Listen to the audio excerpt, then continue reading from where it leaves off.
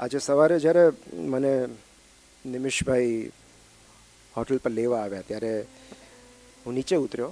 હું તૈયાર જ હતો, પણ જ્યારે મેં એમને જોયા ને મને યાદ આવ્યું કે હું રૂમાલ ભૂલી ગયો છું મારો. અને મને એવો ખ્યાલ આવ્યો કે જે વિષય પર મારે બોલવાનું છે એમાં મારે રૂમાલ જોશે.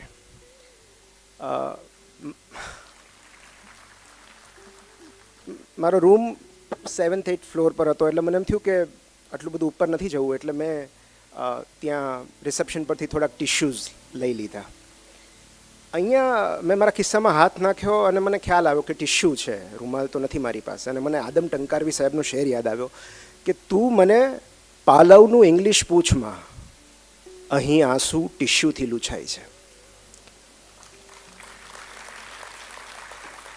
અને મને એવું લાગ્યું કે આંસુ આવશે તો ટિશ્યુથી લૂછવાની મજા નહીં આવે, એટલે મેં પપ્પાને ફોન કર્યો. મારા પપ્પા, મમ્મી બધા, મારા માસી, મારા કાકા, ઘણા બધા અહીંયા. હું મારું ઓડિયન્સ સાથે લઈને ફરું છું, કદાચ તમે ના આવો.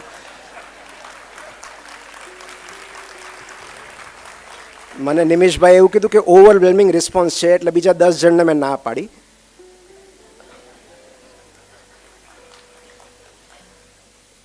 એટલે મેં પપ્પાને કીધું કે મને રૂમાલ આપો ને. એટલે ટિશ્યુ મેં ત્યાં મૂકી દીધા છે અને હું રૂમાલ સાથે રાખું છું. નિમિત્તવમ થકી નિમિત્તને બોલાવવા બદલ, એના નિમિત્ત થવા બદલ હું ટીમ નિમિત્તવમનો આભારી છું.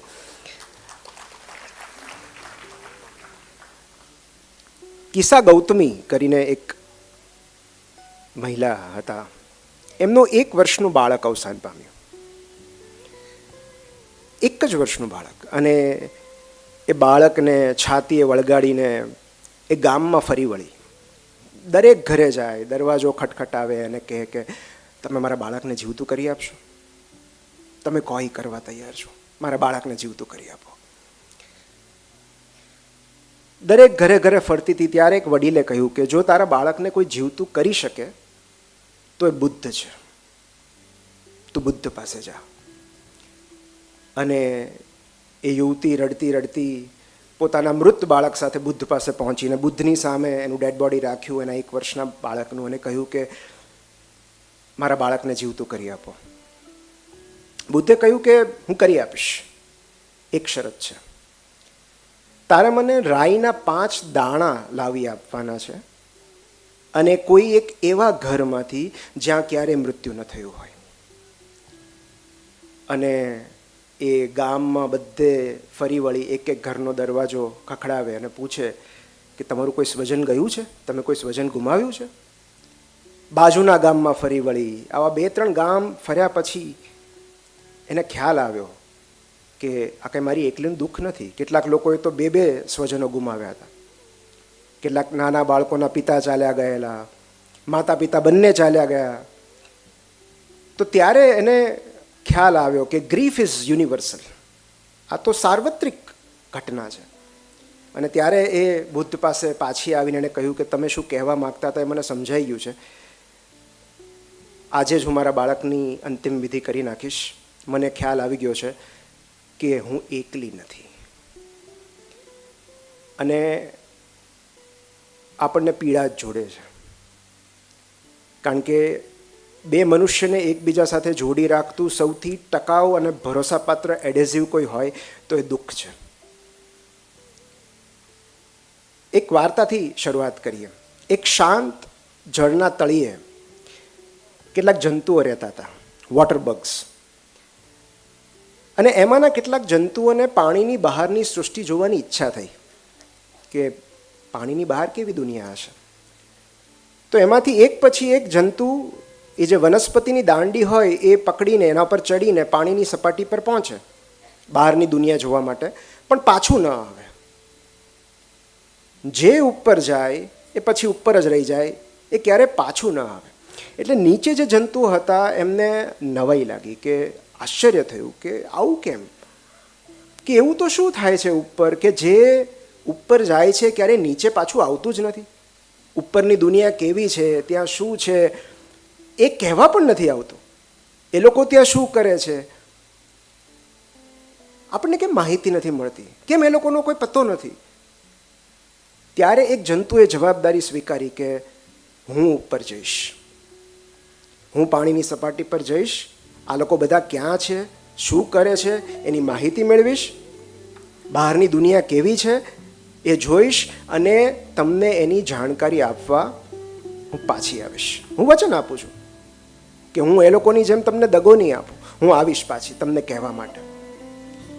અને એ જંતુ ધીરે ધીરે ધીરે વનસ્પતિની દાંડી પકડીને પાણીની સપાટી પર જાય છે. અને જેવું એ સપાટી પર પહોંચે છે, અચાનક એનામાં પરિવર્તન આવવા લાગે છે. એને પાંખો ફૂટવા લાગે છે, એ ઉડવા લાગે છે. જોત જોતામાં એ વોટર બગમાંથી ડ્રેગન ફ્લાય બની જાય છે. પછી તો એ ખૂબ ઉડે છે અને ત્યાંની સૃષ્ટિ જુએ છે કે હો, અહીંયા તો સૂરજ ઉગે છે, અહીંયા તો વૃક્ષ છે, અહીંયા તો કમળ ખીલે છે, અહીંયા તો બાળકો રમે છે. કેટલી સુંદર દુનિયા છે. પાણીની બહાર પણ આવી સુંદર સૃષ્ટિ છે એ જોઈને એને બહુ આનંદ થાય છે. પછી એને પોતાના સાથીઓ યાદ આવે છે. મેં વચન આપ્યું છે મારા સાથીઓને, તો આટલું સુંદર જગત છે અહીંયા, આ દુનિયા આટલી સરસ છે, એ વાત કહેવા મારે પાછું તો જવું જ પડશે. મારા સાથીઓ મારી રાહ જોતા હશે. અને એવું વિચારીને એ પાણીની અંદર જવા જાય છે ત્યારે એને ખ્યાલ આવે છે કે હવે એ વોટર બેગ નથી, હવે એ ડ્રેગન ફ્લાય છે. એને પાંખો ફૂટી છે, એનું સ્વરૂપ બદલાયું છે, એટલે એ ઉડી શકે છે, પણ હવે પાણીની અંદર જઈ શકતું નથી. એ બહુ પ્રયત્નો કરે છે પાણીની અંદર જવાના, પણ હવે સ્વરૂપ બદલાયું છે એટલે પાણીની અંદર જવું એના માટે શક્ય નથી. ત્યારે તળિયે રાહ જોતા સાથીઓ વિશે વિચારીને એ સ્વગત બોલે છે કે મેં તમને તરછોડી નથી દીધા, બસ મારું સ્વરૂપ બદલાયું છે.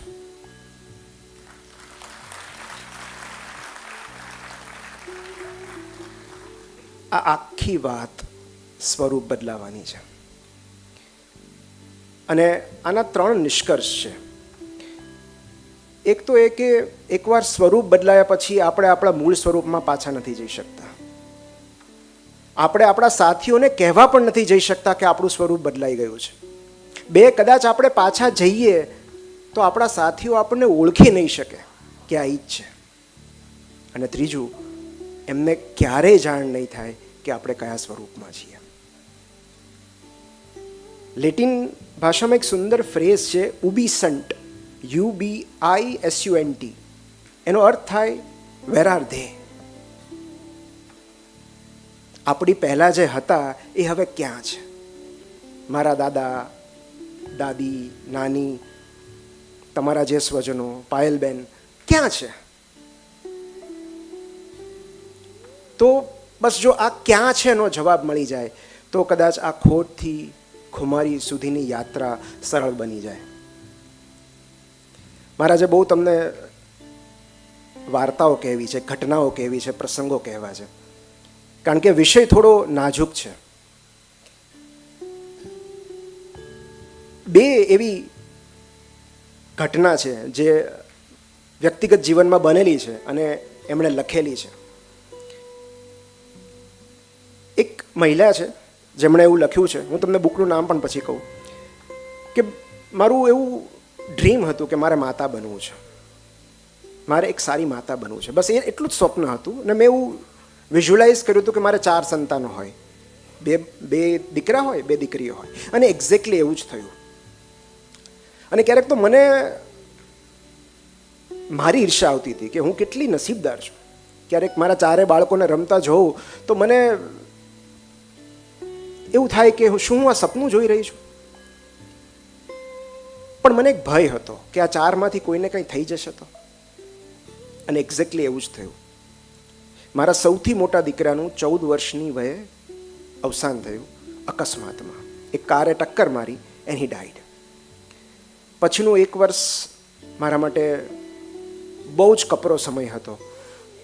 હું બહાર ન નીકળી ક્યાંય અને લોકોને મળવાનું ટાળ્યું. 1 વર્ષ પછી મારી દીકરીએ મને કહ્યું કે ચાલ ને આપણે ફિશિંગ માટે જઈએ. ફિશિંગ અમારી ફેવરિટ હોબી હતી. તો પહેલી વાર અમે ફિશિંગ માટે નીકળ્યા અને મને એવું લાગ્યું કે જીવન પાછું નોર્મલ થઈ રહ્યું છે. એ સુંદર સવાર હતી. અમે પાર્કમાં ચાલી રહ્યા હતા, અમે ક્રીક તરફ જઈ રહ્યા હતા. એમણે બહુ સુંદર વર્ણન કર્યું છે. હું થોડી આગળ ચાલી રહી હતી અને મારી પાછળ મારી દીકરી ચાલી રહી હતી, અને મેં પાછળ વળીને જોયું તો મારી દીકરીની આસપાસ 20થી 25 સફેદ પતંગિયા રમી રહ્યા હતા, ઉડી રહ્યા હતા, એને ઘેરી વળ્યા હતા. અને ત્યારે મને એવો વિચાર આવ્યો કે મારો દીકરો જો અહીંયા ક્યાંય હોય ને, જોશ એનું નામ, તો નક્કી એનો ફેવરિટ કલર યલો હતો, તો મને પીળું પતંગિયું પણ દેખાવું જોઈએ. અને એણે કીધું કે જોશ તો અહીંયા ક્યાંય હોય તો પીળું પતંગિયું મોકલાવો. પછી થોડી વાર ઊભા રહ્યા અને એની દીકરીને આવવા દીધી. ને એણે દીકરીને કીધું કે જો મેં એવું કીધું છે જોશને કે પીળું પતંગિયું દેખાય ને તેનો અર્થ એમ કે જોશ આપણી સાથે છે. એટલે પેલી દીકરીએ કહ્યું કે તને કેમ ખબર પડે કે આ છે? તો કે મેં એને કહ્યું છે કે જો એ હશે તો મોકલાવશે.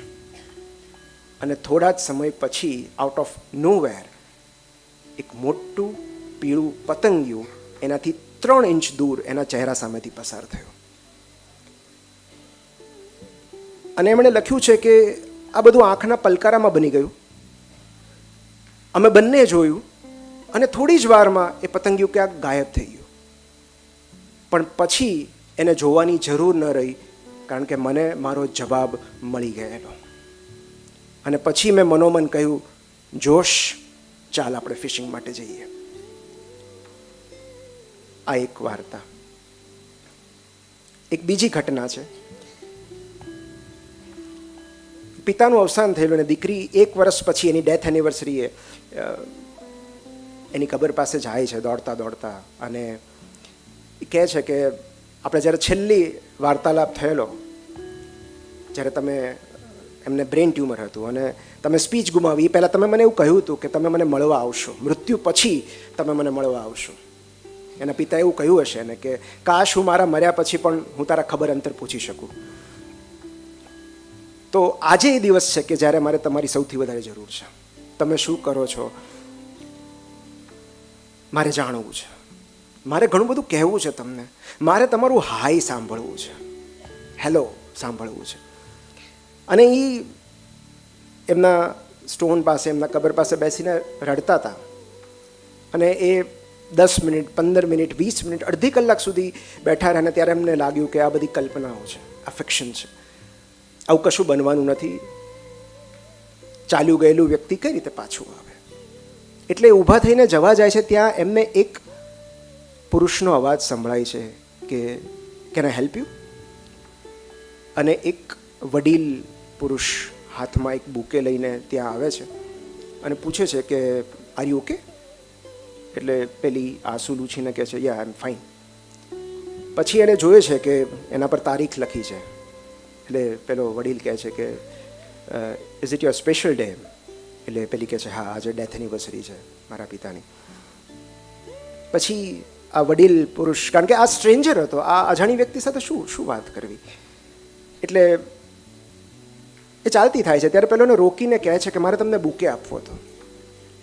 એટલે પછી નવાઈ લાગે છે કે કેમ? તો કે હું અહીંથી પસાર થતો હતો, મારે જેમને આપવાનો હતો એમને હું ન મળી શક્યો, અને મેં તમને અહીંયા બેસીને રડતા જોયા, તો મને એમ થયું કે મારે તમને આ બુકે આપવો જોઈએ. દેટ્સ ઇટ, બસ એટલું જ, મારે તમને બુકે આપવો છે. એટલું કહીને એ રવાના થયા. અને થોડી દૂર પહોંચ્યા પછી એમણે પાછું વળીને જોયું અને વડીલે કહ્યું, બાય ધ વે, તમારા પિતાએ તમને હાય કહેવડાવ્યું છે.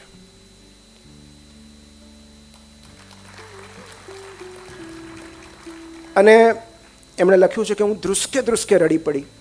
એ વડીલને ગળે મળીને હું એટલું બધું રડી, મેં એટલી બધી એમની સાથે વાતો કરી કે મને લાગ્યું કે મારી પ્રાર્થનાનો જવાબ મને મળી ગયો. મારા પપ્પા મને મળવા આવ્યા.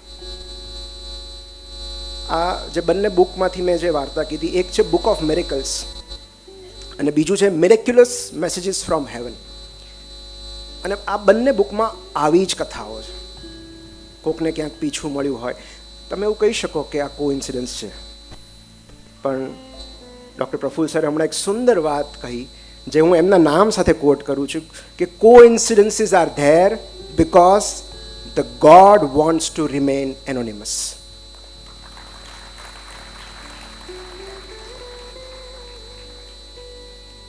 ટ્યુઝડેઝ વિથ મોરીની વાત કરી. મારું પ્રિય પુસ્તક. એક ડાઈંગ પ્રોફેસર છે, એક એવા પ્રોફેસર જે એને ગંભીર બીમારી છે, જીવલેણ બીમારી છે, જે મૃત્યુની નજીક જઈ રહ્યા છે. એને મળવા માટે એનો વિદ્યાર્થી દર મંગળવારે આવે છે અને જીવન વિશેની વાતો કરે છે. લાઈફ, લવ, લોસ એના વિશેની વાતો કરે છે. અને એમાં પ્રોફેસર મોરી એક અદ્ભુત વાત કહે છે. Death ends a life, not a relationship.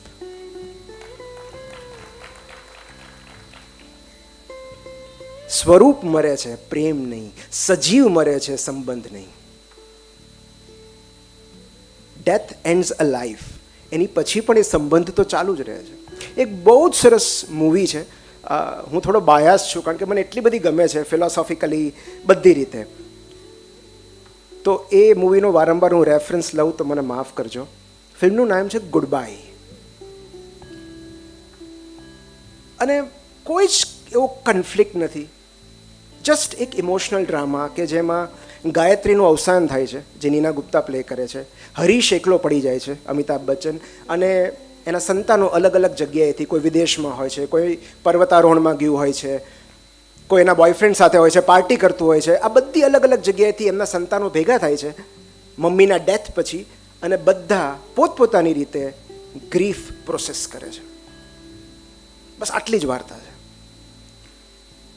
એમાં છેલ્લે હરીશ એક બહુ જ સુંદર વાત કહે છે કે એક સાયકલ સવાર જઈ રહ્યો હોય છે, ગલી, સીધો રસ્તો હોય છે, અને ત્યાંથી એ જમણી બાજુ વળી જાય છે. અને હરીશ એમ કહે છે કે જો એણે રાઈટ ટર્ન લીધો પછી આપણને દેખાતો બંધ થઈ ગયો, પણ એ ચાલતો રહેશે, એનો પ્રવાસ ચાલતો રહેશે, બસ આપણને દેખાશે નહીં. અને પછી કહે છે કે ગાયત્રીને સિર્ફ રાઈટ ટર્ન ही तो लिया है. તો આપણે બધાએ આ રાઈટ ટર્ન લેવો પડે છે. તો પાયલબેને માત્ર રાઈટ ટર્ન લીધો છે અને આપણને દેખાતા નથી, પણ એ જીવની ગતિ તો શરૂ જ છે. એમાં છેલ્લેનો છોકરો પૂછે છે કે પાપા મેરા રાઈટ ટર્ન આપસે પહેલે ભી તો આ સકતા હૈ ના. સો વી નેવર નો કે કોનો રાઈટ ટર્ન ક્યારે છે, પણ બસ એ વ્યક્તિ દેખાતી બંધ થાય છે. એનો પ્રવાસ, એની યાત્રા, એની ગતિ તો શરૂ જ રહે છે. શું કરવું જ્યારે આવું અચાનક કોઈ સ્વજન ચાલ્યું જાય? ત્યારે એક બહુ જ સુંદર ટૂંકી વાર્તા છે કે જેમાં એક નાનું બાળકના ઘરે એક પેટ ડોગ હોય છે, ડફી નામ હોય છે એનું. બહુ જ એનો પ્રિય કૂતરો ડફીને બહુ વહાલ કરતો હોય છે, ને ડફી બીમાર પડે છે. એ એક ખૂણો હોય ઘરનો કે જેમાં ડફી હંમેશા ત્યાં હોય, ત્યાં સૂતો હોય. તો ડફી બીમાર પડે છે ને ડફીનું અવસાન થાય છે, અને બાળક ધ્રુસકે રડે છે કે મારા ડફી પાછો જોઈએ છે, મારે મારો કૂતરો પાછો જોઈએ છે. અને ત્યારે એના દાદા એને રડવા દે છે. 1 દિવસ, 2 દિવસ, 3 દિવસ એ રડે છે. એ ખૂણામાં બેસીને રડે છે કે અહીંયા ડફી સૂતો ને, ત્યાં બેસીને રડે છે. સામાન્ય રીતે કેવું હોય કે આપણે આવું થાય ને ત્યારે આપણો નોર્મલ રિસ્પોન્સ એવો હોય કે આપણે બાળકને એવું કહીએ કે બેટા કાંઈ નહીં, આપણે બીજું કૂતરું લઈ આવશું, આપણે બીજું પેટ ડોગ લઈ આવશું. એટલે એ બાળક રોજ પોતાના દાદાને પૂછે કે આપણે નવું પેટ ડોગ કેમ નથી લાવતા? અને ત્યારે દાદાએ જવાબ આપ્યો કે જો તું ખરેખર ડફીને પ્રેમ કરતો હોય તો આ ખૂણાના ખાલીપાને સાંભળતા તારે શીખવું પડશે. આજે કોઈનું મૃત્યુ થાય ને કાલે તમે કોઈ બીજું લઈ આવો તો એ પ્રેમ નથી, એ રિપ્લેસમેન્ટ છે. You have to sit with that emptiness. એ ખાલીપા સાથે સમય ગાળવો પડે છે. એ મૌનને સાંભળતા શીખવું પડે છે, કારણ કે કેટલાક અવાજો શબ્દોથી નહીં, સ્મૃતિઓથી પરખાય છે. જ્યુઇશ ટ્રેડિશનમાં તો એક બહુ રસપ્રદ બાબત છે, ધ એમ્પ્ટી ચેર. જે સદગત હોય, જ્યારે પણ આવી કોઈ ઘરના સભ્યો ભેગા થાય, ગેટ ટુગેધર હોય, ત્યારે એ લોકો એક ખુરશી ખાલી રાખે જે ચાલ્યું ગયું છે એની માટે, અને એ લોકો એવું એઝ્યુમ કરી લે કે આ વ્યક્તિ અહીંયા બેઠી છે, એમની હાજરી ધારી લે. અને એ કંઈ બહુ ગંભીર બાબત નથી. એ લોકો હસે જોક પર ત્યારે એમ પણ કે આ હોત ને તો આમને તો બહુ જ મજા આવી હોત, આ પણ હસ્યા હોત. અથવા આમણે આવી કમેન્ટ કરી હોત. તો આ એમના ખાલીપા સાથે સમય વિતાવવાની વાત છે, એમની સ્મૃતિઓ સાથે સમય વિતાવવાની વાત છે. અને બીજું જે બહુ જ જરૂરી બાબત છે એ છે ક્રાય, જેને આપણે બહુ અંડર એસ્ટિમેટ કરીએ છીએ. રડવું એ હિલિંગનું પહેલું પગથિયું છે. આપણે ક્યારેક કોઈ શોકમાંથી એટલા માટે બહાર નથી આવી શકતા. અને જ્યારે આપણે લોસની વાત કરીએ છીએ ત્યારે ખાલી એ વ્યક્તિનો લોસ નથી, એ જોબ લોસ પણ હોઈ શકે છે, સંબંધનો લોસ પણ હોઈ શકે છે, હેલ્થનો લોસ પણ હોઈ શકે છે, કોઈ પણ હોઈ શકે છે. ક્યારેક એ ડિવોર્સ હોઈ શકે, સેપરેશન હોઈ શકે, બ્રેકઅપ હોઈ શકે. પણ ક્યારેક આપણે એની ખોટમાંથી એટલે ઉભરી નથી શકતા કારણ કે આપણે પર્યાપ્ત રડતા નથી. અને છાનું એને જ રાખી શકાય જે રડતું હોય. જે રડે જ નહીં એને કઈ રીતે છાનું રાખવું? કાલે મને નિમિષભાઈને મેં કીધું કે તમારે તમારી વાત કહેવી જ જોઈએ. તો મને કે હું કદાચ ઇમોશનલ થઈ જઈશ, હું રડી પડીશ. તો મેં કીધું રડો ને. મેં કીધું હું તો અવારનવાર એટલે જ હું રૂમાલ રાખું છું જ્યારે બોલું ત્યારે. હું તો અવારનવાર ઇમોશનલ થઈ જાઉં છું. આપણા માનનીય વડાપ્રધાન દેશની સામે બોલતા બોલતા જો એમના પ્રામાણિક આંસુ સારી શકે તો આપણને શેની શરમ?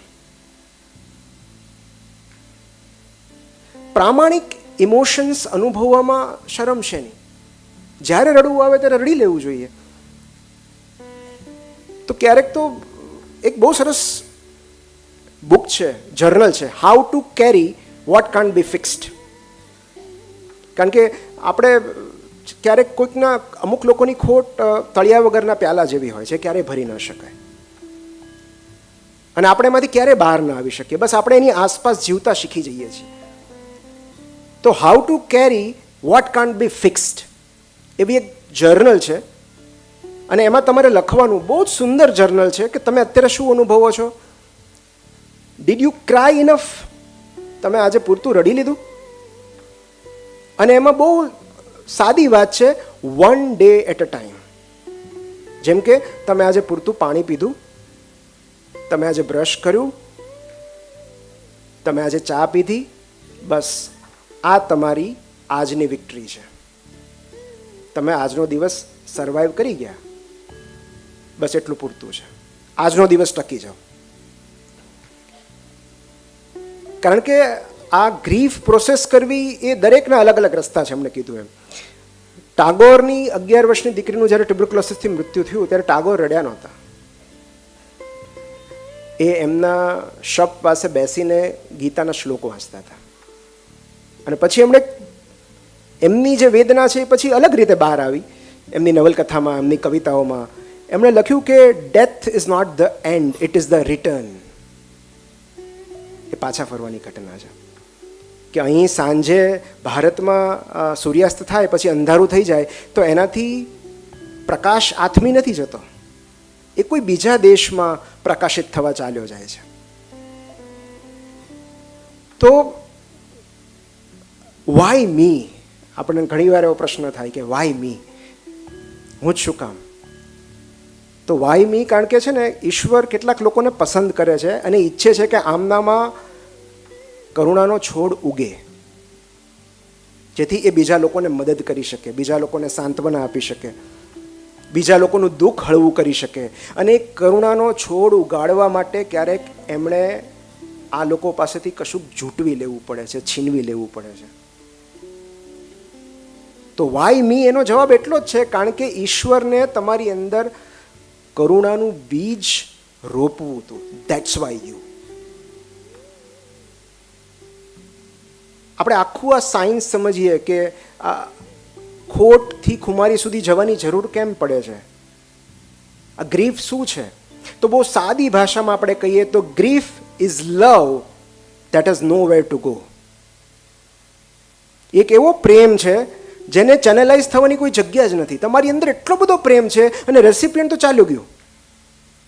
હવે પ્રેમ કોના પર ન્યોછાવર કરવાનો?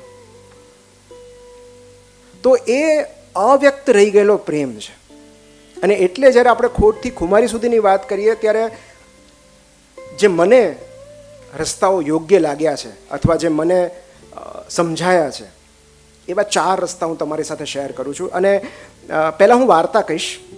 ઘટનાઓ કહીશ, એમાંથી એક બહુ અંગત ઘટના છે જે મેં અનુભવેલી છે, અને એ ઘટના પછી હું તમને કહીશ કે આ કયો રસ્તો છે.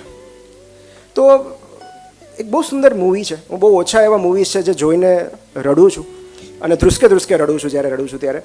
ધ સ્કાય ઇઝ પિંક, જેમાં આવી જ વાત છે લોસની, કે એક નાની એવી દીકરી છે આયશા ચૌધરી, સત્ય ઘટના પર આધારિત ફિલ્મ છે, જે ગંભીર બીમારીથી પીડાય છે અને એને ધીરે ખબર પડે છે કે મારું મૃત્યુ નજીક છે. તો મૃત્યુ સમયના અનુભવો લખીને એ પોતાનું પુસ્તક બહાર પાડે છે, માય લિટલ એપિફનીઝ. એપિફની એક બહુ સુંદર શબ્દ છે. It is a strong and striking realization. અને જે મૃત્યુની નજીક હોય એમનાથી વધારે સારી પ્રતીતિ બીજા કોઈ ન થાય. તો એ આ બુક લખે છે, માય લિટલ એપિફનીઝ, અને એ બુક પ્રકાશિત થાય છે એના બીજા જ દિવસે એનું મૃત્યુ થાય છે. 18 વર્ષની વયે એનું મૃત્યુ થાય છે આયશા ચૌધરીનું. એના પિતા નિરેન ચૌધરી, જે ફિલ્મમાં ફરહાન અખ્તર એનો રોલ કરે છે, અને અદિતિ ચૌધરી, જે પ્રિયંકા ચોપરા એનો રોલ કરે છે. તો આ બંનેના વિચારો અલગ છે. તમે જોજો કે આપણે વાત થઈ ને કે શોકમાંથી મુક્ત થવાના દરેકના રસ્તા અલગ અલગ હોય છે. જે અદિતિ છે એને આનો રૂમ છોડવો નથી હોતો આયશાનો. એ એના ફોટાની બાજુમાં બેસી રહે છે, એની સાથે વાતો કરે છે, એની વસ્તુઓ આમ તેમ મૂક્યા કરે છે, કારણ કે બધામાં એને આયશા દેખાય છે. એ ઘરની બહાર નથી નીકળતી. અને નિરેન ચૌધરીને તાત્કાલિક લંડન શિફ્ટ થઈ જવું હોય છે, કારણ કે એ ઘરમાં રહી નથી શકતો. એ આયશાના રૂમમાં નથી જઈ શકતો. છેલ્લે ફિલ્મના ક્લાઇમેક્સમાં એ હિંમત કરીને જાય છે અને ધ્રુસકે ધ્રુસકે રડે છે, પડી ભાંગે છે. પણ છેલ્લે જ્યારે લંડન જતો હોય છે ત્યારે એક બહુ જ સુંદર ડાયલોગ એ કહે છે કે દુઃખ હમ સબકો નિચોડ દેતા હૈ, થકા દેતા હૈ, બસ ફર્ક इतना है कि अदिति उसको अलग तरीके से डील करती है, मैं अलग तरीके से डील करता हूँ. એ અહીંયા રહીને ડીલ કરે છે, હું અહીંથી ભાગી જઈને ડીલ કરું છું. અને બંને સાચા છે. તમને શેમાં રાહત મળે છે, એના રૂમમાં રહીને કે એ ઘરની બહાર નીકળીને? કારણ કે આમાં કોઈ સાચો કે ખોટો રસ્તો નથી હોતો. દરેકે પોતપોતાનો રસ્તો જાતે શોધવો પડે છે. એક બહુ જ સુંદર સત્ય ઘટના છે, અને આ મને ક્યાંથી ખ્યાલ આવ્યો કે એક નોવેલ છે બ્રિટિશ લેખિકાની, મેગી ઓફ ફરેલે નોવેલ લખી, જે નોવેલનું નામ છે હેમનેટ. હવે જ્યારે હું તમને આનો અંત કહીશ ને ત્યારે તમને બહુ નવાઈ લાગશે કે આની પાછળ આવી વાર્તા રહેલી છે. હેમનેટ કરીને એમણે આ નવલકથા લખી, મેગી ઓફ ફેરેલ, બ્રિટિશ લેખિકા. અને એમણે એક બહુ સુંદર, જ્યારે આ વાત શરૂ થાય છે ત્યારે આપણને ખબર નથી કે આ સત્ય ઘટના છે, કે વિલિયમ અને એને એમ કરીને બે પ્રેમીઓ મળે છે, એમના લગ્ન થાય છે ત્યારે એને ઓલરેડી પ્રેગ્નન્ટ હોય છે, અને લગ્ન પછી તરત જ એ પોતાના પહેલા સંતાનને જન્મ આપે છે, જે દીકરી હોય છે, જેનું નામ હોય છે સુઝાના.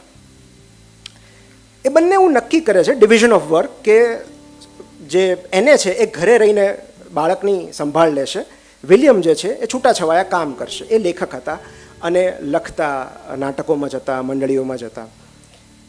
થોડા સમય પછી એમને ટ્વિન જન્મે છે, એક દીકરો અને એક દીકરી. દીકરીનું નામ જુડિથ, દીકરાનું નામ હેમનેટ. હવે આ વિલિયમ સતત ઘરની બહાર રહે છે, લંડન ફર્યા કરે, થિયેટરમાં હોય, ઘરે આવે નહીં. અને એકચ્યુઅલી ધીરે ધીરે એટલા બધા પ્રસ્થાપિત થતા જાય છે કે એમને ઘરે આવવાનો સમય નથી મળતો. ત્યારે આ એ સમય હતો 1596ની આસપાસ, કે જ્યારે ત્યાં પ્લેગ ફાટી નીકળેલો, પ્લેગની મહામારી થયેલી, અને જુડિથ પ્લેગમાં સપડાય છે. અને ત્યારે એની સંભાળ લેવા માટે દીકરો હેમનેટ એની બાજુમાં રહે છે, અને ફાઇનલી એને પણ એ પ્લેગ લાગુ પડે છે, અને એ વધુ બીમાર પડે છે, અને 11 વર્ષની વયે એના દીકરાનું મૃત્યુ થાય છે, હેમનેટનું. જ્યારે એને સમાચાર મળે છે ત્યારે વિલિયમ બહાર હોય છે, બહારગામ હોય છે, અને જ્યારે એ પાછા આવે છે ત્યારે દીકરાનું અવસાન જોઈને એ પડી ભાંગે છે. દીકરાની અંતિમ વિધિ કહાનીમાં ટ્વિસ્ટ ત્યારે આવે છે જ્યારે દીકરાની અંતિમ વિધિ પતાવીને એને એવું કહે છે કે હું જાઉં છું.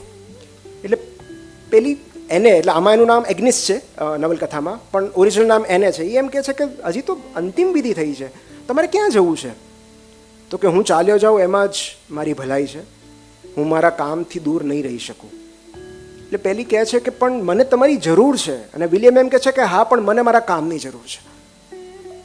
હું કામમાં રહીશ તો જ હું આ શોક ભૂલી શકીશ. છેવટે એ ધાર્યું કરીને ઘરથી નીકળી જાય છે. એક એવી ખાનગી અને અજાણી જગ્યા પર ચાલ્યા જાય છે, શાંત જગ્યા પર, જ્યાં કોઈ એમને ડિસ્ટર્બ ન કરે. એક રૂમમાં પોતાની જાતને લોક કરી દે છે અને એમની પાસે 3 જ વસ્તુઓ હોય છે: એક પલંગ, એક રાઇટિંગ ટેબલ અને એક અવિરત ચાલતો કોફીનો કપ. એ 2 મહિના 3 મહિના સુધી પોતાના નેક્સ્ટ નાટકની સ્ક્રિપ્ટ લખવામાં વ્યસ્ત થઈ જાય છે. રડતા જાય છે અને નાટક લખતા જાય છે. પોતાની ઉદાસી, શોક, વિરહ બધું એ નાટકમાં ઠાલવી દે છે. એમાંથી જ બધા પાત્રોનું સર્જન કરે છે. 5 વર્ષ પછી આ નાટક સ્ટેજ પર આવે છે. લંડનમાં એનો મોટો શો યોજાય છે અને એને એમાં ઇન્વાઇટ કરવામાં આવે છે, એની પત્નીને. અને પત્ની જ્યારે એ નાટક શરૂ થાય છે, એના એક એક ડાયલોગમાં એને ખબર પડી જાય છે કે આ અમારા દીકરા વિશે છે આ નાટક. એક એક વાક્યમાં, એક એક પાત્રમાં એને પોતાનો દીકરો દેખાય છે અને એને ખ્યાલ આવી જાય છે કે મારા પતિએ શોક આ રીતે વ્યક્ત કર્યો છે, કશુંક સર્જન કરીને. અને નાટ્ય જગતમાં અમર થઈ ગયેલી એ કૃતિ એટલે હેમ્લેટ. અને આ વિલિયમની જે હું વાત કરું છું એ વિલિયમ શેક્સપિયર.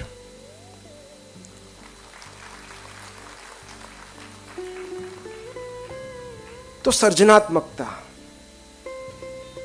અને જ્યારે આવો કોઈ લોસ હોય છે, આપણે કશું ગુમાવીએ છીએ, ત્યારે આપણી અંદર એક ભયંકર ઉર્જાનું તોફાન સર્જાય છે. અલબત્ત નકારાત્મક ઉર્જા, એટલે કે ઉદાસી, શોક, ગુસ્સો. અને ત્યારે જે વ્યક્તિનું સર્જન કરી શકે છે એ શ્રેષ્ઠ સર્જન થાય છે. કંઈ પણ ક્રિએટ કરવું. તાજમહેલને કેમ આજે લોકો યાદ કરે છે? અલ્ટિમેટલી તો એ લોસમાંથી જ આવ્યો છે ને. એની પ્રેરણા તો કોઈ ગયા પછી જ આવી ને. તો જો એ પુત્ર વિરહના શોક માટે રોકાઈ ગયા હોત તો કદાચ આપણને.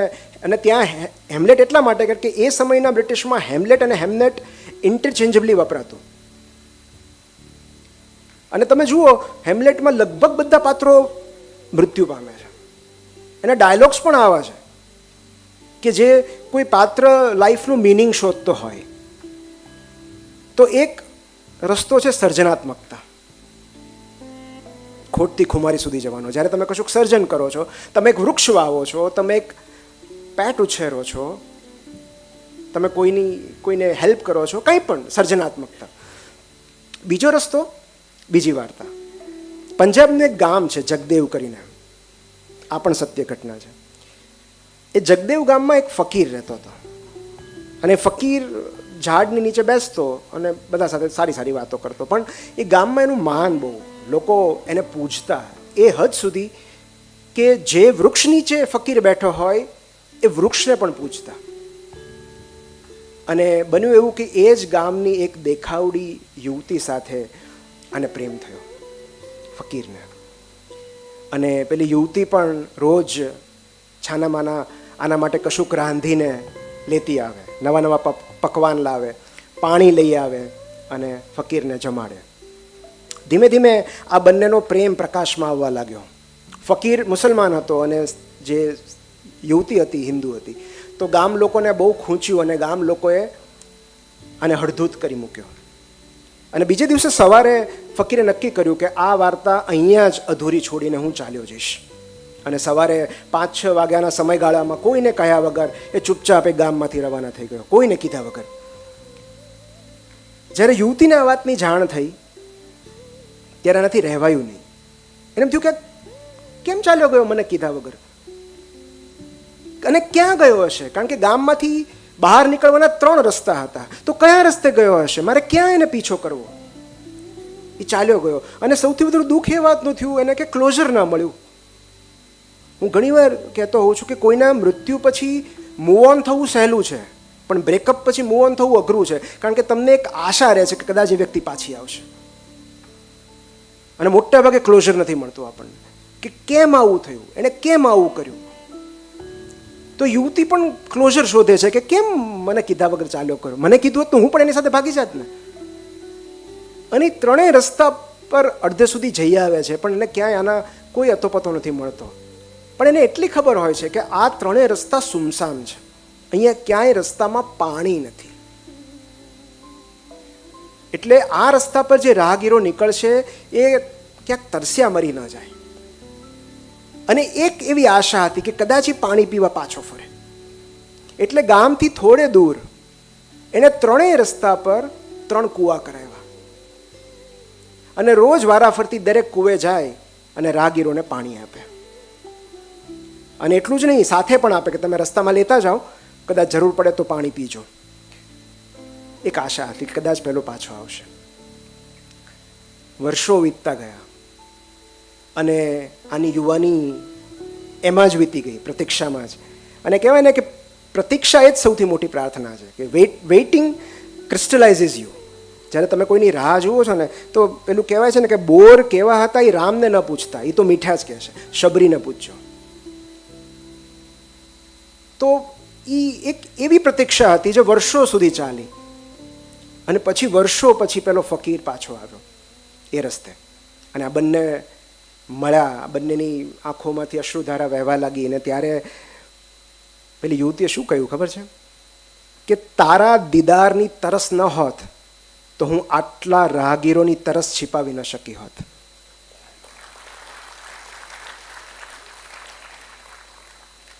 આ તારા દીદારની તરસ હતી એટલે મેં સેવા કાર્ય કર્યું. તો આ બીજો રસ્તો છે સેવા.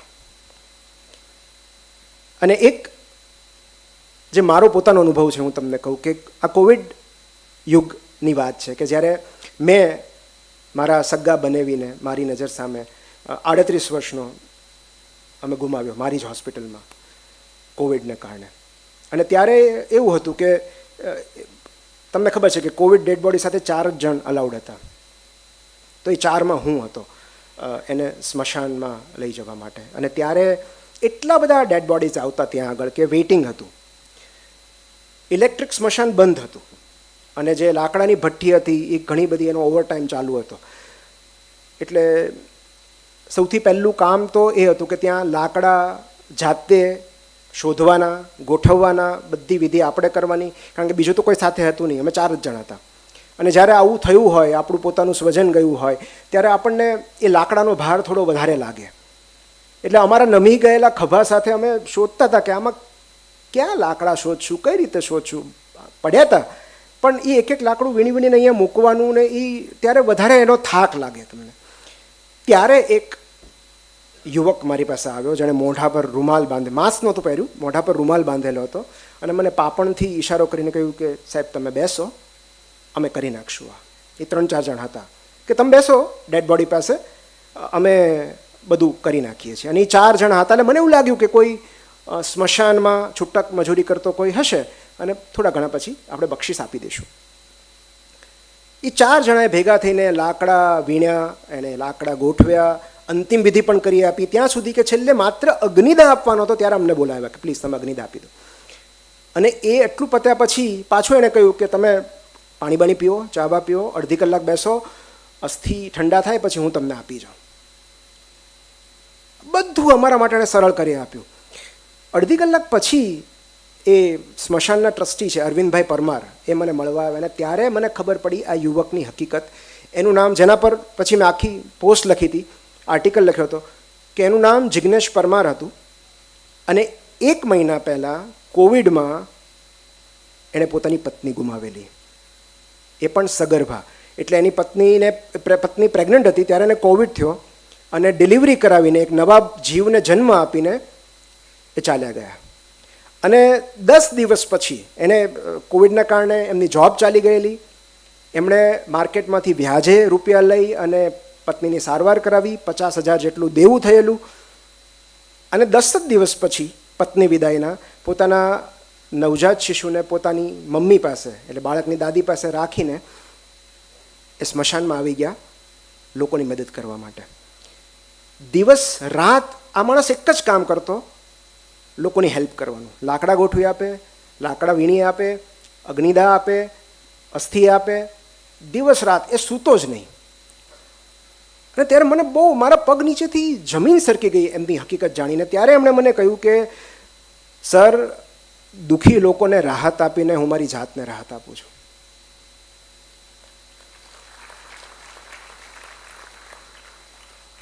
પછી તો મેં એક ફેસબુક પોસ્ટ મૂકી હતી ને વિધિન 30 મિનિટ્સ એનું બધું દેવું ચૂકવાઈ ગયું. આવા દેવદૂત ક્યાં મળતા હોય છે? પણ એના શબ્દો મને બહુ ગમ્યા કે દુખિયારાને રાહત આપીને હું મારી જાતને રાહત આપું છું. This is the only way. મને એવું લાગ્યું કે જો મારે આ શોકમાંથી બેઠા થવું હશે તો આની સિવાય બીજો કોઈ રસ્તો જ નથી મારી પાસે. અને માંગણી નહીં, તમે જે આપો એ લઈ લે, કોઈ જ માંગણી નહીં, મને આટલા આપો એવું નહીં. બસ મારે તો લોકોની મદદ કરવી છે. આટલા બધા ડેડ બોડીઝ આવે છે તો ક્યારે આ લોકો પહોંચશે? તો મને મદદ કરવા દો. અને એની સાથે બીજા 3-4 જણને ભેગા કર્યા. સેવા, બીજો રસ્તો. ત્રીજો રસ્તો અગેન એક સુંદર, આ વાર્તા મેં અનહદ બાનીમાં વાંચી. પ્રિય સુભાષ ભટ્ટે લખેલી છે. જ્યારે નવનીત સમર્પણમાં લખતા કે એક પારસી ધર્મગુરુ હતા રવિ મહેર કરીને. અને Ravi Maher, this is the third way, આ ત્રીજો રસ્તો છે કે એ રવિ મહેર આવી રીતે ધર્મોપદેશ આપવા જાય અને 2-3 દિવસ સુધી ઘરે ન હોય. અને ત્યારે એ મહામારી એક હતી ગામમાં અને એના કારણે એ ઘરે નહોતા. ત્યારે એમના 3 સંતાનોને એ રોગ લાગુ પડ્યો અને 3 સંતાનો મૃત્યુ પામ્યા એકાદ દિવસના ગાળામાં. ઘરે પાછા ફર્યા ધર્મગુરુ, એકદમ સન્નાટો ઘરમાં, બાળકો ક્યાંય દેખાય નહીં. એટલે એણે આવીને પહેલાં એની પત્નીને પૂછ્યું કે બાળકો વહેલા સૂઈ ગયા છે? એને ખબર જ નથી કે આ 3 જણ ચાલ્યા ગયા છે, કે બાળકો વહેલા સૂઈ ગયા. એટલે પત્નીએ કહ્યું કે પહેલાં જમી લો ને. એણે કહ્યું નહીં. બંને જમવા બેઠા અને જમતી વખતે એણે પાછું પૂછ્યું કે બાળકો દેખાતા નથી, વહેલા સૂઈ ગયા? એટલે પત્નીએ વાત બદલી નાખી. એ કે આપણે ઓલા પડોશમાંથી પેલા વાસણો લઈ આવેલા ને, એ પડોશવાળા માંગવા આવેલા, વાસણો પાછા લેવા આવેલા.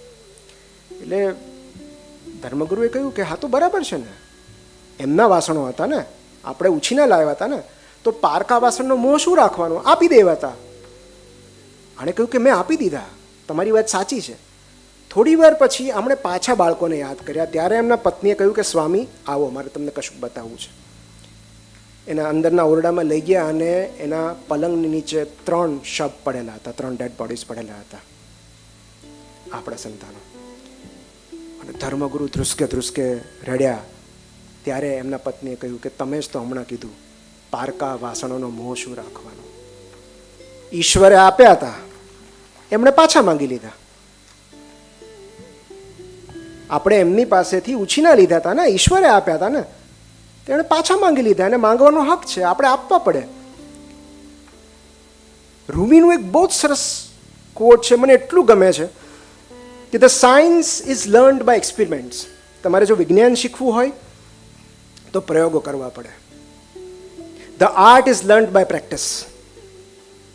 પ્રેક્ટિસ વગર, રિહર્સલ વગર તમે કળામાં પારંગત ના થઈ શકો. And the detachment is learned by companionship. જ્યાં સુધી તમે કોઈનો સંપૂર્ણ સાથ નથી નિભાવતા સમગ્રતાથી, ત્યાં સુધી તમે ડિટેચ ના થઈ શકો. તો આજે ત્રીજો રસ્તો છે એ છે સમજણ અને સ્વીકાર, જે સૌથી અઘરો છે. ચોથો રસ્તો થોડો સરળ છે અને બધા માટે એપ્લિકેબલ છે, પ્રેક્ટિકેબલ છે, અને એ છે story telling. Narrate your loss.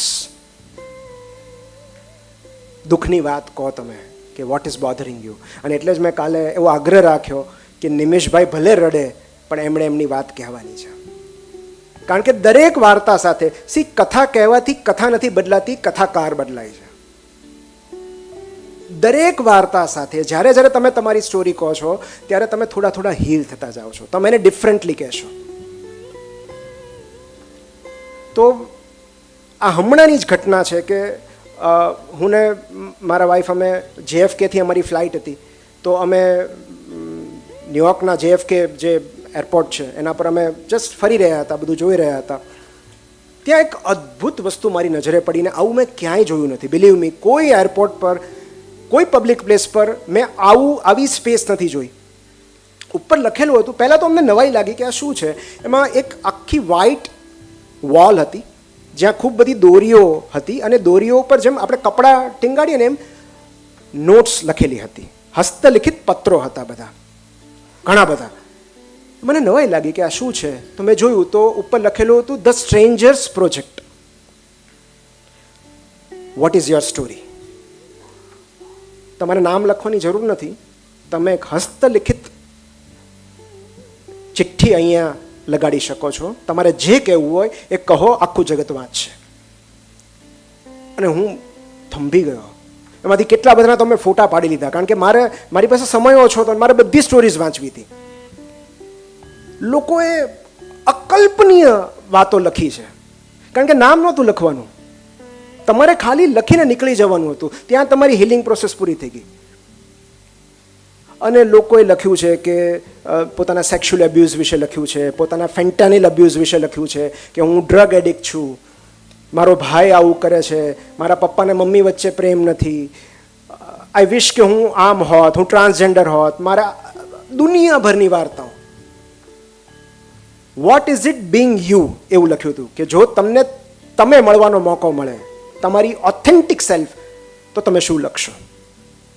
અને એમાં મેં એક સ્ટોરી વાંચી જે કોઈ બહેને લખી હતી, કારણ કે એમાં ડોટર શબ્દ એટલે મને ખબર પડી, બાકી નામ તો લખ્યું નહોતું. એ આ લોસ વિશેની, કે હું બહુ નાની હતી ને ત્યારે મારા પપ્પા મારી સાથે ડાન્સ કરતા,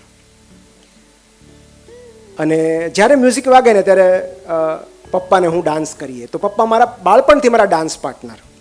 તો ડાન્સની જ્યારે વાત આવે ને ત્યારે પપ્પા વિના હું ડાન્સની કલ્પના જ ન કરી શકું, કારણ કે મને આમ ગોળ ફેરવે ને એટલી સુંદર રીતે ડાન્સ કરે કે મને એના જેવી મજા બીજા કોઈની સાથે ન આવે. ઇવન મારા પતિ સાથે, મારા લગ્ન પછી પણ મેં મારા પતિ સાથે પણ ડાન્સ નથી કર્યો, કે ડાન્સ કરવાનો તો પપ્પા સાથે. પપ્પાનું અવસાન થયું પછી મેં ડાન્સ મૂકી દીધો. મને મ્યુઝિકથી ચીડ ચડવા લાગી, મને બધે પપ્પા દેખાય, અને મેં નક્કી કર્યું કે હું આજીવન ડાન્સ નહીં કરું. પણ અત્યારે જ્યારે હું લખી રહ્યો છું ત્યારે મને એવો વિચાર આવે છે કે જો હું ખરેખર પપ્પાને પ્રેમ કરતી હોઉં તો બાકીનું મારું જીવન મારે ડાન્સ અવોઇડ કરીને વિતાવવું જોઈએ કે ડાન્સ ઉજવીને? તો અત્યારે છેલ્લી લાઈનમાં મને એવું સૂઝે છે કે હવે હું ડાન્સ કરીશ અને એ મ્યુઝિકમાં, એ ડાન્સમાં મારા પપ્પાને અનુભવીશ. આવી સુંદર સુંદર વાર્તાઓ. સો નરેટ યોર લોસ. તમારે એક બહુ સરસ થિયોલોજીના પ્રોફેસર હતા, જેમણે બુક લખી અ ગ્રીફ ઓબ્ઝર્વડ, એક ગ્રીફ ડાયરી, બીજું કશું જ નહીં. C.S. લુઈસની બુક છે અ ગ્રીફ ઓબ્ઝર્વડ. છૂટા છવાયા એમણે જેમ આવે એમ પોતાની લાગણીઓ વ્યક્ત કરી છે.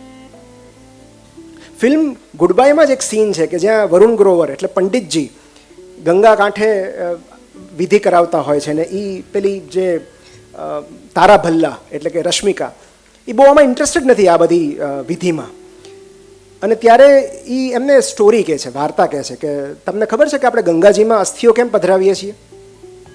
પછી એક બહુ સરસ વાર્તા કહે છે કે શાંતનુ રાજાએ એક રાણીને જોઈ અને એને લગ્ન માટે પ્રસ્તાવ મૂક્યો, અને ત્યારે રાણીએ વચન આપ્યું કે એક શરત મૂકી કે તમે મને જીવનમાં ક્યારેય કોઈ પ્રશ્ન નહીં પૂછવાનો, તો હું તમારી સાથે લગ્ન કરું. અને પછી લગ્ન પછી એક પોતાના સંતાનો ગંગા નદીમાં વહાવતા જાય છે, પહેલું સંતાન, બીજું સંતાન, એ રીતે.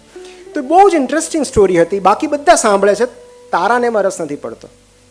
અને છેલ્લે તારા ભલ્લા એમ કહે છે કે ધીસ ઇઝ ઓલ નોનસેન્સ, આ તમારી વાર્તા બકવાસ છે. હકીકતમાં આ સાયન્સ છે કે અસ્થિમાં ફોસ્ફેટ રહેલું હોય અને એ તમે ફોસ્ફેટ ગંગા નદીમાં બહાવો ત્યારે એ ઇરિગેશનને, ક્રોપને હેલ્પફુલ થાય, સારો પાક ઉગે, એટલે આ છે. It is all science. અને બીજે દિવસે પંડિતજીનો જવાબ આપે છે કે તમારું સાયન્સ, બધું સાયન્સ છે, માનું, બહુ સાચી વાત, પણ આ સાયન્સ કેટલું બોરિંગ છે કે ન તો એને તમારું ધ્યાન ભટકાવ્યું, ન તો તમને રાહત આપી. વાર્તા તમને રાહત આપે છે. જ્યારે દુઃખમાં હો ત્યારે વિજ્ઞાન તમારી મદદે નહીં આવે, વાર્તા મદદે આવશે. સો કહાનીએ દુનિયા ચલાતી હૈ. અને એટલે જ્યારે બી તક મળે, તમારા પર જે વીત્યું છે એ કહેવાની તક ન ચૂકવી. આમ તો ગ્રીફના 5 તબક્કા હોય છે. There are 5 stages of grief. કોઈ પણ શોકમાંથી તમે બહાર આવો ત્યારે, અને આ એક સ્વિસ અમેરિકન સાયકોલોજીસ્ટ છે એલિઝાબેથ કુબલર રોઝ, એમણે આ 5 સ્ટેજીસ આપ્યા છે. જરૂરી નથી કે તમે આ 5 સ્ટેજમાંથી પસાર થાઓ. અને જરૂરી નથી કે આ જ ક્રોનોલોજીમાં પસાર થાઓ, પણ યુઝ્યુઅલી તમે જો આ સાંભળશો તો તમને બહુ લોજિકલ લાગશે કે આ વાત સાચી છે. કારણ કે એક ડૉક્ટર તરીકે હું તો અવારનવાર અનુભવું છું. પહેલો જે તબક્કો છે ડિનાયલનો. ના ન હોય, આપણા પહેલા રિએક્શન છે અશક્ય જ નથી. તો ડિનાયલ, તમે એ સ્વીકારવા જ તૈયાર ન હો કે આવું તમારી સાથે થઈ ચૂક્યું છે. બીજો જે સ્ટેજ છે એ એંગરનો છે. તમને ગુસ્સો આવે, ક્યારેક ડૉક્ટર પર ગુસ્સો આવે, એંગર ઓર બ્લેમ કે એમના કારણે થયું છે, અથવા ઈશ્વર પર ગુસ્સો આવે, અથવા કોઈ જે સંબંધીઓ એના પર ગુસ્સો આવે કે તમે કાળજી ના રાખી એટલે આવું થયું. ત્રીજો જે સ્ટેજ છે એ બાર્ગેનિંગનો છે, વોટ ઇફનો, કે આના બદલે આમ થયું હોત તો મને CPR આવડતું હોત તો, હું ત્યારે હાજર હોત તો આવું ન થયું હોત, આપણે વહેલા બતાવી દીધું હોત તો, આપણે ફલાણા ડૉક્ટરને બતાવ્યું હોત તો આવું ન થાત. આ બાર્ગેનિંગ છે. પછીનો તબક્કો ડિપ્રેશનનો છે, કે જ્યારે તમે ઉદાસીમાં સરી પડો છો, શોકમાં સરી પડો છો, હતાશામાં સરી પડો છો. અને છેલ્લો તબક્કો સ્વીકારનો છે, એક્સેપ્ટન્સ, જે સૌથી પણ ધીરે ધીરે ધીરે ધીરે જો તમે યાત્રામાંથી પસાર થાવ તો તમને એ સ્વીકાર આવી જ જાય છે. હા, ભલે વારે તહેવારે એ ગ્રીફ સપાટી પર આવી જતી હોય છે, પણ અલ્ટિમેટલી ડાઉન ધ લાઇન ધીમે ધીમે ધીમે તમારું ન્યૂ નોર્મલ સ્થાપિત થઈ જતું હોય છે. આમ તો ગ્રીવ કરવાની કોઈ ટાઈમલાઈન નથી હોતી, તમે 3 મહિના 6 મહિના, પણ એક્સપેક્ટેડ ટાઈમથી વધારે જો તમે શોકમાંથી બહાર નથી આવી શકતા તો એને પેથોલોજીકલ ગ્રીફ કહેવાય છે. એટલે કોઈના ગયાના 1 વર્ષ પછી પણ તમે તમારું કામ નથી કરી શકતા, તમે સતત એમના વિચારોમાં રહ્યા કરો છો, તમે કોઈને મળતા નથી, તમને એમના જ વિચારો સતાવ્યા કરે છે, તો એ પેથોલોજીકલ ગ્રીફ છે અને એની સારવાર જરૂરી છે. તમારે સાયકેટ્રિસ્ટને બતાવવું જોઈએ. સો એ એક્સપેક્ટેડ ટાઈમ જે છે, જે સામાન્ય રીતે દરેકનો અલગ અલગ હોઈ શકે, પણ જે એની એક્સ્ટ્રીમ અપર લિમિટ છે 1 વર્ષ છે. તો 1 વર્ષ પછી પણ તમે કામ નથી કરી શકતા, તમે બીજું કશું વિચારી જ નથી શકતા, તમે એટલા ને એટલા એમાં ઇન્વોલ્વ છો, તો it is a pathological grief. અને એમણે જે વાત કરી એને મૃત્યુ ન કહો, એમાં જેણે જેણે પોતાનું સ્વજન ગુમાવ્યું છે એમાં એક પત્ર છે ફિલોસોફર સેનેકાએ એમના મિત્ર માર્સિયાને લખેલો પત્ર. એ પત્ર દરેકે વાંચવો જોઈએ કે કોઈને શોકમાંથી કઈ રીતે બહાર કાઢવા. બહુ પત્ર તો લાંબો છે, પણ એના દીકરાના મૃત્યુને 3 વર્ષ થયા અને 3 વર્ષ સુધી એમાંથી બહાર ના આવી શક્યા. 3 years. અને પછી સેનેકાએ આ પત્ર લખ્યો અને અદ્ભુત, બધી રીતે અદ્ભુત પત્ર છે, જેમાં એવું લખે છે કે કુદરત એવું કહે છે કે હું કોઈને છેતરતી નથી, મેં તમને એવી કોઈ ખાતરી નહોતી આપી કે તમારું બાળક આટલા વર્ષ જીવશે, છતાં તમે બાળક કર્યું, તો એમાં મારો કંઈ વાંક નથી. હું તમને ક્યારેય કોઈ ગેરંટી આપતી જ નથી કે તમારું પ્રિયજન આટલું જીવવાનું છે. બીજું, આપણે જે વાત થઈ કે દરેક વ્યક્તિ આપણે બ્રહ્માંડ પાસેથી લીધેલી લોન છે, એ ક્યારેક તો આપણે ચૂકવવી જ પડે છે અને ગમે ત્યારે પાછું માગી લે છે. પણ એમાં જે મેઇન જે હાર્દ રહેલો છે એ છે કે true honour for the dead is in living well. જો ખરેખર તમે તમારા પ્રિયજનને પ્રેમ કરતા હો તો તમે સારી રીતે જીવો, તમે ખુશ રહો. કારણ કે એ અત્યારે હાજર હોત તો તમને દુઃખી જોઈને એમને કેટલું દુઃખ થયું હોત. છેલ્લી 2 વાત મારે કરવી છે. એક બહુ જ અદ્ભુત વાર્તા છે જે અહીંયા બેઠેલા દરેકને લાગુ પડે છે. અમારી પ્રિય વાર્તા છે. જ્યારે જ્યારે પણ લોસની વાત આવે ત્યારે હું આ અવારનવાર કહેતો હોઉં છું. By the way, tick Naat હાનનું એક બહુ સરસ કોટ છે. જ્યારે એમના આટલા બધા ફોલોઅર્સ હતા, એમણે તો આખું પ્લમ વિલેજ કર્યું, બુદ્ધિસ્ટ સાધુ, જે 95 વર્ષ પછી એમના 2022માં એક્સપાયર થયા. એમણે એવું લખ્યું હતું કે મારા મૃત્યુ પછી હું તરત તમને મળવા પાછો આવીશ, પણ મને ઓળખવા માટે તમારે બહુ એટેન્ટિવ રહેવું પડશે. હું કોઈ ફૂલમાં તમને મળી જઈશ, હું કોઈ ખળખળ વહેતી નદીમાં હોઈશ, કોઈ બાળકના હાસ્યમાં હોઈશ, ક્યારેક કોઈ ઘાસ પર હોઈશ. તો કારણ કે એકવાર હું અહીંથી મુક્ત થાવ પછી હું બધે જ હોઈશ, મારું સ્વરૂપ બદલાઈ જશે. તો આ સ્વરૂપ બદલાવાની વાત છે અને એને જ લગતી સ્ટોરી છે ફ્રાન્સ કાફકાની. ફ્રાન્સ કાફકા એટલે અદ્ભુત ટૂંકી વાર્તાના લેખક, નવલકથાકાર. અને આ ઘટના ત્યારની છે, આ પ્રસંગ ત્યારનો છે જ્યારે એમની ઉંમર 39 વર્ષની હતી. બર્લિનના એક પાર્કમાં જ્યારે ચાલવા જતા ત્યાં એક દિવસ એમણે એક નાની એવી બાળકીને રડતા જોઈ. ધ્રુસકે ધ્રુસકે રડતી હતી. અને કાફકા એમને પૂછ્યું કે કેમ, શું થયું બેટા, કેમ રડે છે? ત્યારે એણે કહ્યું કે મારી ઢીંગલી ખોવાઈ ગઈ છે, મારી સૌથી પ્રિય ઢીંગલી હતી. એટલે કાફકા એને વચન આપ્યું કે ચાલ ને હું શોધી આપું તને, આપણે સાથે મળીને શોધીએ, હું તને તારી ઢીંગલી શોધી આપીશ. એવું કહીને કાફકાએ ઢીંગલી શોધવાના પ્રયત્નો કર્યા. બંને સાથે ઢીંગલી શોધી, પણ ઢીંગલી ક્યાંય જડી નહીં. એટલે બાળકીને રાજી કરવા માટે કાફકાએ એક યુક્તિ વિચારી. બીજે દિવસે જ્યારે પાર્કમાં કાફકા એને મળ્યા, કારણ કે ઢીંગલી તો હતી નહીં, તો હવે કંઈક તો વાર્તા બનાવવી પડશે ને, તો એમણે એક પત્ર એ બાળકીના હાથમાં સોંપી દીધો અને એવું કહ્યું કે આ પત્ર પેલી ઢીંગલીએ લખ્યો છે તારા માટે. અને એ પત્રમાં લખેલું હતું કે હું વિશ્વ પ્રવાસે નીકળી છું, હું પણ તને મિસ કરું છું, અને મારા પ્રવાસ દરમિયાનના અનુભવો હું તને કાગળ લખીને જણાવતી રહીશ, તારું ધ્યાન રાખજે. ઢીંગલી તરફથી પત્ર મળ્યો એવું જાણીને બાળકી રાજી થઈ ગઈ, કારણ કે આપણા પ્રિયજનો ક્યાં છે એ મહત્વનું નથી, ક્યાંક તો છે, બસ એટલી હૈયા ધારણા આપણને રાહત આપે છે. તો એને એમ થયું કે ચલો વિશ્વ પ્રવાસે ગઈ છે ને, ફરે છે ને, સારું, કંઈ વાંધો નહીં. એ પત્ર લઈને રાજી રાજી થઈને ઘરે ચાલી ગઈ. બીજા દિવસે બીજો પત્ર, ત્રીજા દિવસે ત્રીજો પત્ર. જ્યારે જ્યારે કાફકા આ બાળકીને પાર્કમાં મળતા ત્યારે એ ઢીંગલીએ લખેલો પત્ર એને વાંચી સંભળાવતા. પછી બન્યું એવું કે પોતાની નાદુરસ્ત તબિયતને કારણે એમને ટ્યુબરક્લોસિસ હતું કાફકાને. જ્યારે એમને એવું લાગ્યું કે હવે હું બહાર નહીં નીકળી શકું, હવે મારી આ મુલાકાતનો અહીંયા અંત આવશે, ત્યારે એમણે બજારમાંથી એક નવી ઢીંગલી ખરીદી અને બાળકીને આપી દીધી કે ઓલી જે તારી ઢીંગલી ફરવા ગઈ હતી ને એ પાછી આવી ગઈ. ઓબ્વિયસલી એ ઢીંગલી અલગ દેખાતી હતી, એટલે બાળકીએ તરત કહ્યું કે આ મારી ઢીંગલી નથી. એનો ઉપાય પણ કાફકાએ વિચારી રાખેલો.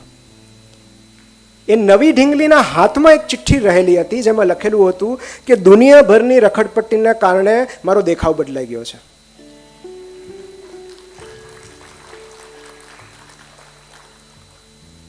પણ પ્લીઝ મને ઓળખી લેજે, મારો પ્રેમ સ્વીકારી લેજે. તો ઢીંગલી ડુપ્લિકેટ હોવાની શંકા સાથે કચવાતા મને બાળકીએ નવી ઢીંગલીને ઘરે લઈ ગઈ અને ધીમે ધીમે આ નવી ઢીંગલાના પ્રેમમાં પડી. ભલે ને શરૂઆતમાં શંકા હતી કે આ ડુપ્લિકેટ છે, પણ એની સાથે રમવા લાગી તો એને એની સાથે પણ સ્નેહ બંધાવા લાગ્યો, એની સાથે પણ લાગણી થઈ અને ધીરે ધીરે એ આ નવી ઢીંગલીના પ્રેમમાં પડી. આ બન્યાના 1 વર્ષ પછી ફ્રાન્સ કાફકાનું ટ્યુબરક્લોસિસથી મૃત્યુ થયું અને આ બાળકી જ્યારે યુવાન થઈ ગયેલી ત્યારે એણે આ ઢીંગલી સાચવીને રાખેલી અને ત્યારે એને આ ઢીંગલીમાં સંતાડીને રાખેલી એક ચબરખી મળી જેમાં લખેલું હતું કે તું જેને જેને પ્રેમ કરે છે એ દરેકને તારે ક્યારેક તો ગુમાવવા જ પડશે, પણ એ ગુમાવી દીધેલો પ્રેમ અન્ય કોઈ સ્વરૂપમાં તારી પાસે જરૂર પાછો ફરશે, એ નક્કી છે.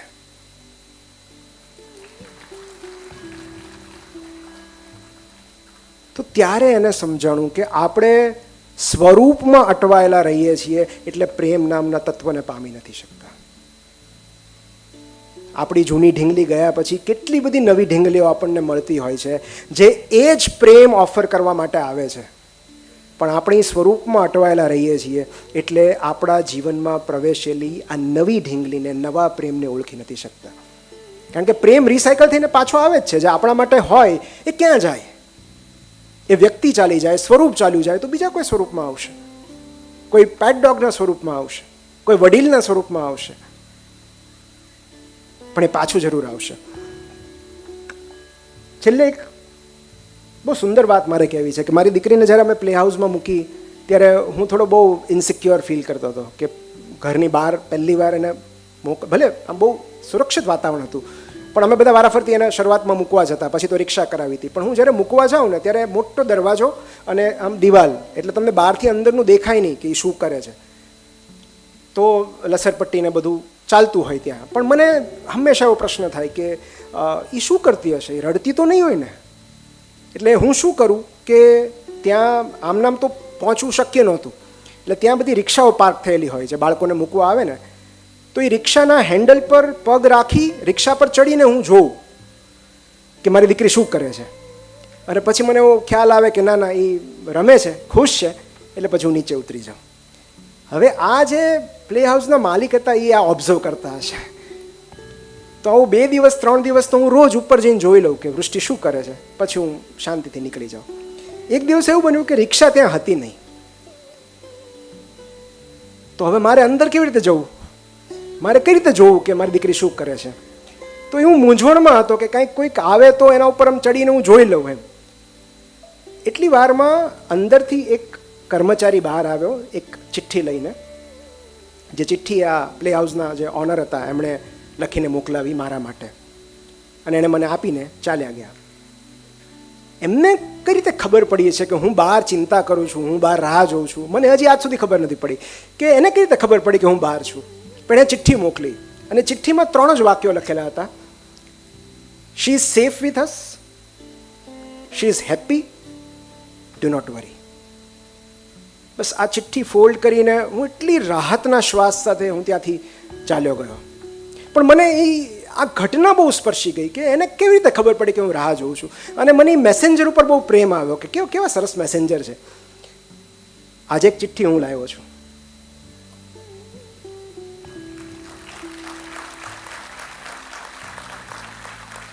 મને ઈશ્વરે લખીને આપી છે તમારા માટે. She is safe, she is happy, do not worry.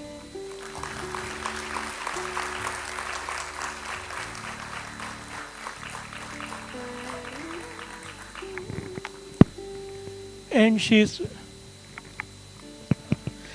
is spreading happiness wherever she is. Yes, absolutely. એક બહુ સરસ વાત છે કે આપણે જેને જેને ગુમાવીએ છીએ ને, આપણે જેને એ હંમેશા આપણો જ એક ભાગ બની જાય છે. એ એમની ચેતના અને આપણી ચેતના એકાકાર થઈ જાય છે. પણ જે સૌથી મહત્વની વાત છે, અગેન ફિલ્મ ગુડ બાયનો લાસ્ટ સીન કે જેમાં હરીશ પતંગ ચગાવે છે, બધા બાળકો એની સાથે અગાસી પર છે, દોરી ખૂટી જાય છે અને એ પતંગને છૂટ્ટો મૂકી દે છે. It is all about letting go. અને બધા પતંગને આવજો કે છે છેલ્લા સીનમાં. તો કેવું છે, ગ્રીપ રિફ્લેક્સ છે ને એ જન્મજાત હોય છે. નાનું બાળક હોય એને તમે આંગળી આપશો ને તો એ પકડી લેશે, પેન આપશો તો પકડી લેશે. ગ્રીપ રિફ્લેક્સ કુદરતી છે, પણ એ ગ્રીપ છોડવાનું શીખવામાં આખું નીકળી જાય છે. So it is all about letting go. પણ મને સંધ્યાબેને બહુ સુંદર પુસ્તક હમણાં આપ્યું, તારું ચાલી જવું. અને એમાં બહુ સુંદર એની ટેગલાઇન છે કે આ જીતવાની વાત નથી, આ જીરવવાની વાત છે. તો આમાં કોઈ તમને મદદ ન કરી શકે, પણ તમને કોઈ એટલું કહી શકે કે તમે એકલા નથી. આ યાત્રામાં આપણે બધા સાથે છીએ. અને એટલે stories or grief is the common thread જે આપણને બધાને જોડી રાખે છે. આપણે અહીંયા છીએ તો કોઈક ને કોઈક ગ્રીફથી છીએ, અને એટલે જ આપણે અહીંયા છીએ. તો આ જીતવાની વાત નથી, આ જીરવવાની વાત છે, સાથે જીરવવાની વાત છે. આપણે બધા સહયાત્રી છીએ. બહુ સુંદર વાત કહી હમણાં કે આપણે બધા સહયાત્રી છીએ. તો એ યાત્રામાં તમારી વાતો લખતા રહેજો, કહેતા રહેજો, શેર કરતા રહેજો. કારણ કે સ્ટોરી ટેલિંગ એટલું મોટું હથિયાર છે કે કહાનિયાँ ही દુનિયા ચલાતી હૈ. આજે હું અહીંયા પહોંચ્યો હોઉં તો એ કહાનીઓને કારણે છે, શબ્દોને કારણે છે. એટલે અને તમને જો એવું લાગે કે આ લોસમાંથી તમે રિકવર નથી થઈ રહ્યા, તમે ઘણા પ્રયત્નો કરો છો, તો પ્લીઝ પ્રોફેશનલ હેલ્પ માંગવામાં ખચકાટ ન અનુભવતા. કારણ કે હમણાં હું અમેરિકા ગયો, ત્યાં હું સુચિબેન વ્યાસને મળ્યો. સુચિ વ્યાસ સાહિત્યકાર પણ છે, ત્યાં સાયકોલોજી ભણાવે છે. અને એમણે એક બહુ જ સુંદર વાત કહી સુચિબેને કે જ્યારે પેશન્ટ આવે ત્યાં તો કેટલા બધા કેવા childhood trauma, sexual abuse, drug addict, જેના મમ્મી પપ્પા સેપરેટ થઈ ગયા હોય, કેટલા ટ્રોમા હોય. એ દરેકના કાઉન્સેલિંગમાં અમે 2 જ સવાલ પૂછીએ. પહેલો સવાલ, સો વોટ? જેમ કે તમારી સાથે કાંઈ પણ થયું છે, સો વોટ? અને બીજો, નાવ વોટ?